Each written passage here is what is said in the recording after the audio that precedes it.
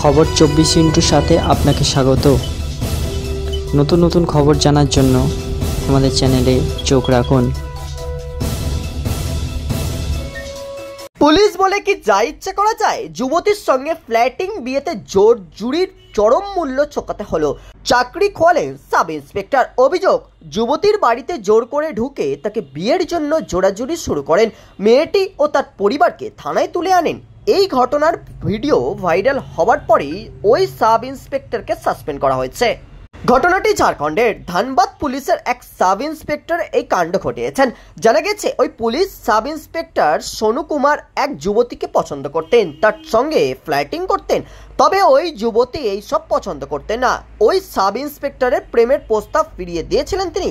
দুদিন আগে হঠাৎ পুলিশ সাব ইন্সপেক্টর বাহিনী নিয়ে যুবতীর বাড়িতে চড়াও হয় এবং তাকে বিয়ে করার জন্য জোরাজুরি শুরু করে।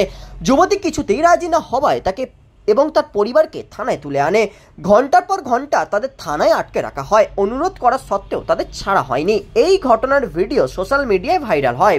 ভিডিওটি নজরে আসতেই ধানবাদের এসএসপি পি জনার্দন ওই পুলিশ অফিসারকে স্টেশন হাউস ইনচার্জ পদ থেকে অপসারণ করেন।